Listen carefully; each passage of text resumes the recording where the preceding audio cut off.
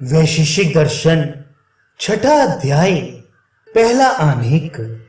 इस छठे अध्याय में ऋषि संसार के मुख्य उद्देश्य की परीक्षा के लिए जो प्रमाण, वेद और साधन जो धर्म है उसको आरंभ करते हैं।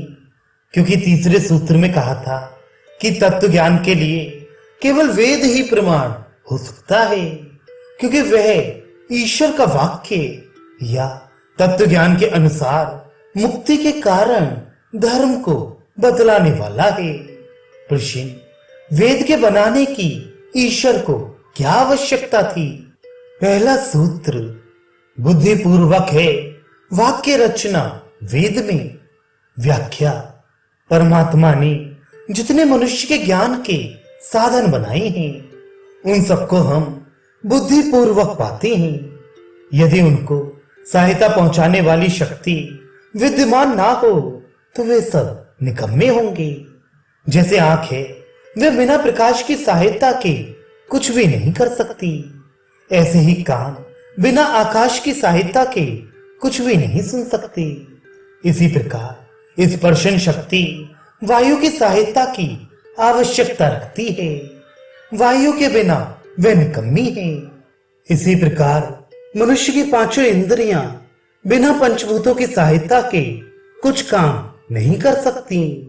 अब प्रश्न यह है कि जीवात्मा का स्वाभाविक गुण जो बुद्धि है वह अपने काम के लिए दूसरे की सहायता की आवश्यकता रखती है या नहीं। जहां तक विचार किया जाता है वहां तक यही पता लगता है कि बुद्धि भी सहायता की आवश्यकता रखती है। जिस प्रकार प्रकाश की न्यूनाधिकता से आंख की शक्ति घटती बढ़ती है, दीपक के प्रकाश में आंख के देखने की शक्ति जितनी होती है चंद्रमा के प्रकाश में उससे अधिक होती है और सूर्य के प्रकाश में और भी बढ़ जाती है। यही अवस्था बुद्धि की है कि जिस मनुष्य ने शिक्षा ग्रहण नहीं की उसकी बुद्धि मोटी से मोटी बात को भी समझने में असमर्थ होती है, और जितनी बुद्धि बढ़ती जाएगी उतनी ही समझने की शक्ति भी बढ़ती जाएगी। इससे स्पष्ट विदित होता है कि और इंद्रियां तो भौतिक होने से भौतिक वस्तुओं की सहायता की आवश्यकता रखती है, और अभौतिक बुद्धि अपनी सहायता के लिए अभौतिक शिक्षा की आवश्यकता रखती है।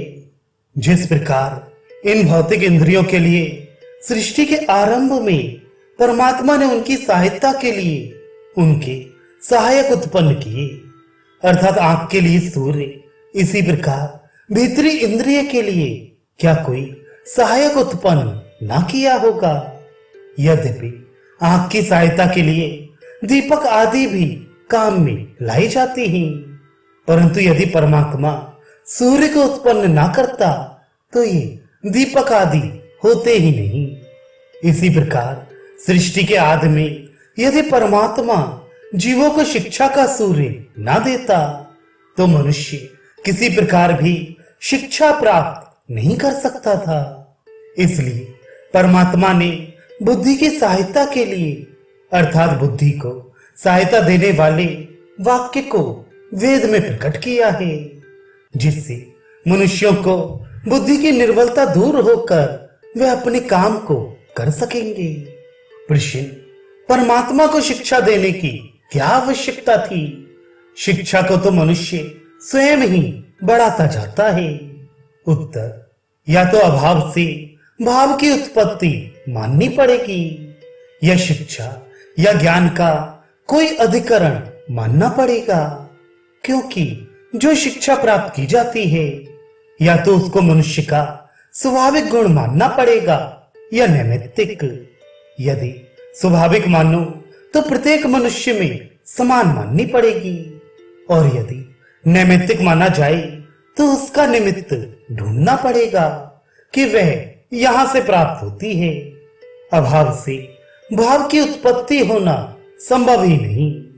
इसलिए शिक्षा सर्वज्ञ परमात्मा की ही ओर से आती है। जिस प्रकार आंख के लिए सूर्य मिला है उसी प्रकार बुद्धि की सहायता के लिए वेदों का प्रकाश हुआ है, क्योंकि ज्ञान का अधिकरण केवल चेतन परमात्मा के और कोई हो ही नहीं सकता। इसलिए आरंभ में उसी ज्ञान अधिकरण से शिक्षा स्रोत बहा। ऋषि, ये क्यों ना माना जाए कि मनुष्य ने अपनी बुद्धि से वेदों को बनाया है, इसलिए वेदों की बनावट बुद्धि से हुई है। उत्तर, ये विचार ठीक नहीं हो सकता, क्योंकि बिना शिक्षा के बुद्धि में शक्ति ही नहीं आती। दूसरे, वेदों में उन आत्मिक विद्याओं की चर्चा है जिनको कोई लाख वर्ष तक भी अनुभव करने से बिना शिक्षा को प्राप्त नहीं कर सकता। ऋषि, यदि वेदों को बुद्धि का सहायक माना जाए तो मनुष्य के बनाए ब्राह्मणों में भी ये बातें पाई जाती हैं। इसलिए वेदों को मनुष्य की बुद्धि के अनुकूल बनना ही माना चाहिए। दूसरा सूत्र, ब्राह्मण में संज्ञा का कार्य सिद्धि का लिंग है। व्याख्या, ब्राह्मण ग्रंथों में कर्म को ठीक ठीक करने के लिए उनमें कर्म की विधि और संज्ञा अर्थात नामों का व्यवहार है, जो इतिहास होने के कारण मनुष्य की बुद्धि के अनुसार होने को सिद्ध करता है। यदि वेद ईश्वर की ओर से प्रकाशित ना होते तो मनुष्य के भीतर इतनी शक्ति कभी नहीं होती कि वह ब्राह्मणों जैसे कर्मकांड के ग्रंथ और उनके नियमों में कर्म के पूर्ण करने का सारा क्रम नियत कर सकता। इसलिए ब्राह्मण में जो कर्म और नाम के नियम हैं, वे वेदों के प्रकाश के लिंग हैं, क्योंकि ब्राह्मणों में सारी बातें प्रत्यक्ष ही नहीं है कि जिससे यह अनुमान किया जाए कि मनुष्यों ने अनुभव से ज्ञान करके लिखे होंगे, किंतु उनमें परोक्ष बातों की भी चर्चा है, जो बताता है कि ब्राह्मण ग्रंथ बनाने वालों ने ये बातें प्रत्यक्ष जगत से नहीं ली, बल्कि किसी दूसरी जगह से ली है। इसलिए उनसे भी वेदों के ईश्वर उपदेश होने का पता लगता है। ब्राह्मण ग्रंथों का बहुत सा भाग वेदों का व्याख्यान है और बहुत स्थलों पर कर्म कांड में विनियोग करने वाला है। ऋषि, ब्राह्मण ग्रंथों में तो दान देने का और यज्ञ करने का बहुत विधान है, में मनगढ़ंत जान पड़ता है, बुद्धि के अनुकूल नहीं। तीसरा सूत्र, बुद्धि पूर्वक है दान।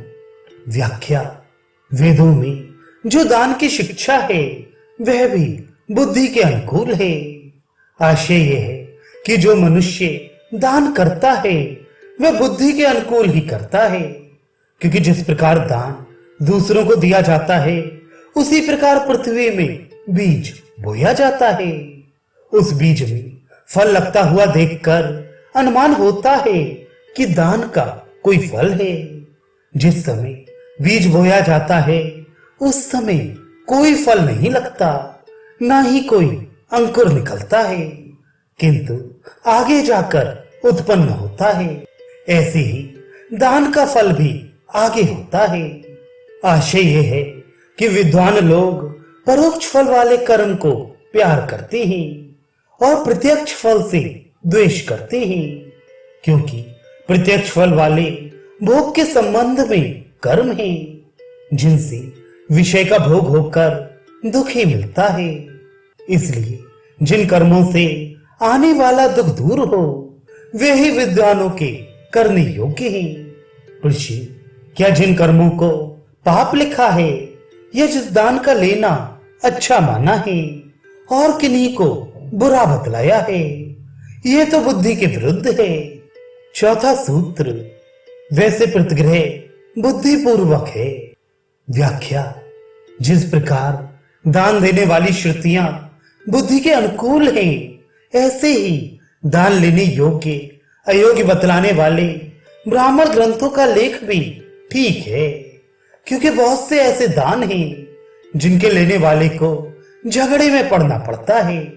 कुछ जगह दान लेने में आत्महनन करना पड़ता है। आशय यह है कि जिस प्रकार दान के देने में बुराई भलाई विद्यमान है, वैसे ही जिससे अच्छा फल हो वह दान देना, जिससे बुरा फल हो वह ना देना चाहिए। ऐसे ही दान लेने में भी दोनों प्रकार के फल हो सकते हैं। इसलिए बुद्धि से विचार कर लेने की आवश्यकता होने से और बिना शिक्षा के बुद्धि के असंभव होने से ब्राह्मण ग्रंथों में दान और प्रतिग्रह देने और लेने का जो विचार लिखा है वह बुद्धि के अनुसार है। प्रश्न, यदि हम मृत पितरों के लिए दान करें तो क्या वह नहीं पहुंचेगा? उत्तर, किसी के किए का फल दूसरे को नहीं पहुंच सकता, केवल अपने किए कर्मों का फल मिलता है। प्रश्न, क्यों नहीं मिलता? हम तो प्रायः ऐसा सुनते हैं। पांचवा सूत्र, क्योंकि अन्य आत्मा के गुण अन्य आत्मा में कार्य कर नहीं होते, इसलिए फल अपने ही किए का मिलता है। व्याख्या, दूसरी आत्मा के गुण पाप पुण्य आदि दूसरी आत्मा के लिए सुख दुख का कारण नहीं हो सकते, क्योंकि एक मनुष्य ने पाप किया है, यदि उससे दूसरा मुक्त जीव बंद हो जाए और एक मुक्त जीव के ज्ञान से दूसरा बंधा हुआ मुक्त हो जाए तो सारी कर्म परंपरा अस्त व्यस्त हो जाए और जिसने पाप नहीं किया उसे दंड मिल जाए और जिसने पाप किया हो वह छूट जाए। इससे सारे नियम भंग हो जाएंगे। इसलिए प्रत्येक मनुष्य अपने अपने कर्मों का ही फल पाता है। यदि ये विचार लिया जाए कि कर्मों का फल किस प्रकार मिलता है तो कुछ संदेह ही उत्पन्न नहीं होता। मनुष्य जो कर्म करता है उससे दो अंकुर उत्पन्न होते हैं, एक संस्कार दूसरा भोग। उस कर्म के संस्कार जो मन में होता है उसके भोग के समय वैसी ही बुद्धि होकर दुख सुख अनुभव करता है। उसका संस्कार दूसरे जीव के अंतःकरण में हो नहीं सकता, इसलिए वह उसके फल को भोग ही नहीं सकता, क्योंकि भोग बुद्धि है। जिस वस्तु को मनुष्य अपने अनुकूल समझता है उससे सुख मानता है, जिसको विरुद्ध समझता है उससे दुख मानता है। अब ये अनुकूल या प्रतिकूल समझना संस्काराधीन है। कोई वस्तु जीवात्मा को सुख दुख देने वाली नहीं है कि जिससे दूसरे को भोग मिल सके। प्रश्न, भूख आदि में तो प्रत्यक्ष में दुख प्रतीत होता है, इसलिए एक कवि ने कहा भी है कि भूख बहुत बड़ा दुख है। उत्तर, यद्यपि किसी कवि ने कहा हो परंतु भूख दुख नहीं, क्योंकि भूख यदि दुख होती तो जिस आदमी को भूख कम हो जाती है तो वह उसको बढ़ाने के लिए यत्न करता हुआ न देखा जाता, परंतु प्रायः देखा जाता है। इसलिए भूख न दुख है न सुख। जिसके पास खाने को हो उसे सुख प्रतीत होता है, जिसके खाने को नहीं उसे दुख प्रतीत होता है।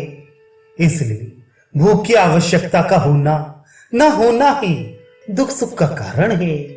प्रश्न, यदि ये मान लिया जाए कि एक के किए का फल दूसरे को नहीं मिलता तो पुत्रेष्टि यज्ञ करने से पुत्र का गुण वाला होना और पितर यज्ञ करने से पितरों का तृप्त होना जो वैदिक नियम है झूठ हो जाए। उत्तर, पुत्रेष्टि कर्म से पुत्र उत्पन्न होता है, उसका गुण वाला या निर्गुण होना उसके पूर्व कर्मों का फल है। और पितर यज्ञ में जो पुत्र पिता को तृप्त करता है वह पिता के पूर्व कर्मों के बदले में करता है, जिसका नाम पितृऋण है, जो बाल्यावस्था में पालन पोषण करने से होता है।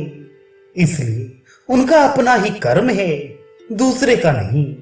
पुरुषी, यदि हम दान करें तो उसका फल अवश्य होगा, चाहे किसी को दे दें। छठा सूत्र, वह पुण्य दुष्ट को खिलाने में नहीं होता है। व्याख्या, अच्छे मनुष्यों को दान से फल मिलता है, परंतु दुष्टों को खिलाने से दान का फल नहीं मिलता। जिस प्रकार अच्छी धरती में वृक्ष बोने से उत्पन्न होता है, परंतु ऊसर में बोने से बीज व्यर्थ जाता है। इसलिए कहा है कि बुद्धि के अनुसार दान करना चाहिए। जहां से फल प्राप्त होने की आशा ना हो, वहां बोना ठीक नहीं। इसलिए अतिथि, यज्ञ और ऋषि तर्पण के समय धर्मात्मा और विद्वानों के स्थान में पापी और मूर्खों को खिलाने से ऋषि तर्पण का फल नहीं मिलता। क्योंकि जिस वृक्ष का बीज जिस पृथ्वी में बोया जाता है, यदि वह पृथ्वी उस योग्य ना हो तो फल नहीं आ सकता। इसलिए जो पुरुष पुण्य करने वाले नहीं, उनको दान देने से पुण्य का फल मिलना असंभव है। प्रश्न, दुष्ट किसे कहते हैं? क्या जिसके खिलाने से पुण्य नहीं होता? सातवां सूत्र, हिंसा में प्रवृत्त को दुष्ट जानी। हिंसा, सताना, द्रोह करना। व्याख्या, दुष्ट उसे कहते हैं जो हिंसा करने वाला हो। यहां हिंसा का अर्थ वेद विरुद्ध कर्मों का उपलक्षण मात्र है। आशय यह है कि जो लोग वेद के विरुद्ध कर्म करते हैं, उनको दान देने या भोजन कराने से दान का फल नहीं मिलता। जिस प्रकार ऊसर भूमि में बोने से बीज भी नष्ट हो जाता है, इसलिए बुद्धि के अनुसार दान करना चाहिए। वरन निष्फल कर्म के करने से हानि के अतिरिक्त लाभ कुछ नहीं हो सकता। प्रश्न, यदि दुष्ट मनुष्य को खिलाने से पुण्य नहीं होता तो पाप भी नहीं। इसलिए सबको बिना सोचे खिलाना चाहिए। आठवां सूत्र, दुष्ट के संसर्ग से भी दोष होता है। व्याख्या, हिंसा करने वाले या पाप करने वाले पुरुष को खिलाने से तो पाप ही है, किंतु उसके साथ व्यवहार करने से भी दोष है। अर्थात उसके हाथ का खाने से, उसके साथ एक पंक्ति में बैठकर खाने से, साथ सोने से भी पाप है। इसकी व्याख्या मनुस्मृति में भले प्रकार की गई है। इसलिए बुद्धि पूर्वक दान देना चाहिए और प्रत्येक काम में जांच करके व्यवहार करना चाहिए। बिना बुद्धि से विचारे किसी से संबंध उत्पन्न कर लेने में बड़ी ही हानि है। इसलिए जब तक परमात्मा के दिए वेदों की आज्ञा से ज्ञान प्राप्त करके कर्म न किया जाएगा, तब तक बहुत प्रकार की हानि होना संभव है। प्रश्न, ये दोष तो सबके साथ व्यवहार करने से होता है। इसीलिए किसी के साथ खाना और सोना आदि व्यवहार नहीं करना चाहिए। नौवां सूत्र, वे संसर्ग दोष अदृष्ट में नहीं होता। व्याख्या, जो लोग शास्त्र की आज्ञा के अनुकूल कार्य करने वाले हैं, उनके साथ व्यवहार करने से कोई हानि नहीं। आशय यह है कि कुसंग से पाप होता है, अच्छे संग से पाप नहीं होता। पापी मनुष्य के साथ भोजन करने, काम में लगने और अन्य व्यवहार में दोष अवश्य लगता है। ऐसे को दान देने से पुण्य के स्थान में पाप होता है। प्रश्न, फिर कैसे मनुष्यों को दान देना चाहिए? 10वां सूत्र, दान का जब जब प्रसंग हो, बार बार अपने से उत्तम में प्रवृत्ति करे। व्याख्या, जो उत्तम गुण वाले हैं उनको दान देना, भोजन कराया जाना और उनका संग करना चाहिए। क्योंकि जिसकी उपासना की जाती है उसके गुण हम में आते हैं। इसलिए अपने बड़े पिता, दादा, गुरु, आचार्य, अतिथि और विद्वान ही इस योग्य हैं कि उनकी सेवा की जाए और उनके संग से लाभ उठाया जाए। यदि हमारे पास कोई वस्तु हो और उसको किसी को देने का भी विचार हो, यदि वह दुष्ट हो तो त्याग देना ही चाहिए।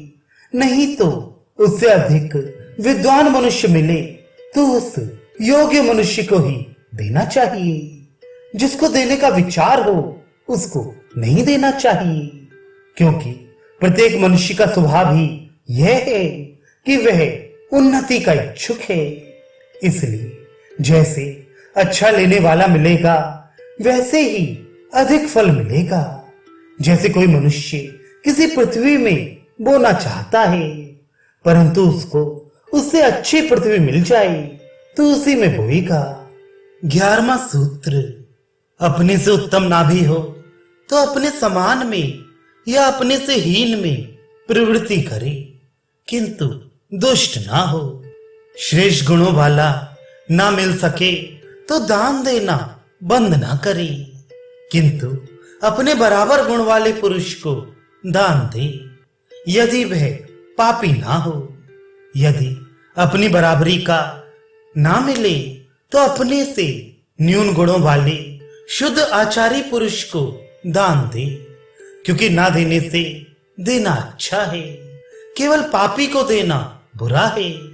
यदि पापी ना हो तो कर्म विद्या वाले को भी विद्वान ना मिले तो दान दे दे। दान की रीति बंद नहीं करनी चाहिए, केवल पापी को देना या उससे लेना या अन्य व्यवहार ना करे। 12वां सूत्र, इससे हीन, सम और विशिष्ट धार्मिकों से दान लेना भी व्याख्या किया गया। व्याख्या, जिस प्रकार अपने से निर्बल अर्थात कम गुण वाले और बराबर गुण वाले और बड़े गुण वाले धर्मात्माओं को दान देना बतलाया गया है, इसी प्रकार दान लेते समय भी ध्यान रखना चाहिए। आशय यह है कि दुष्टों से दान नहीं लेना चाहिए, क्योंकि वे अधर्म से कमाते हैं।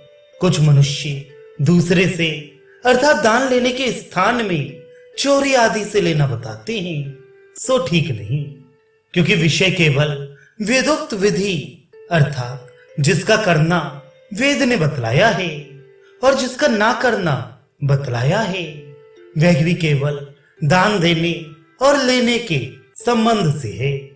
प्रश्न, क्या धार्मिकों को ही दान देना चाहिए और उनसे ही लेना चाहिए? धर्म विरोधियों से दान लेना देना नहीं चाहिए क्या? 13वां सूत्र, वैसे विरुद्धों का त्याग।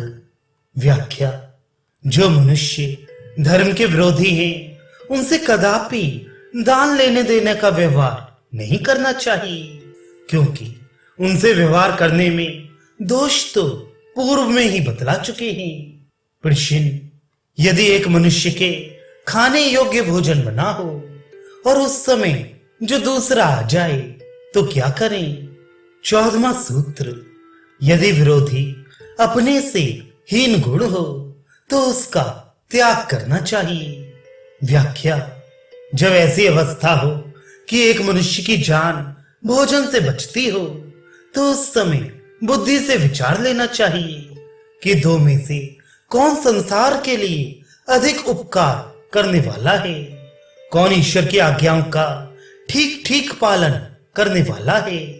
यदि ये निश्चय हो जाए कि जो दूसरा आया है वह संसार का उपकार करने और धर्मों के कार्यों में हीन है, तो उसको ना देकर स्वयं खा ले, क्योंकि जीवन दूसरों की भलाई के लिए है।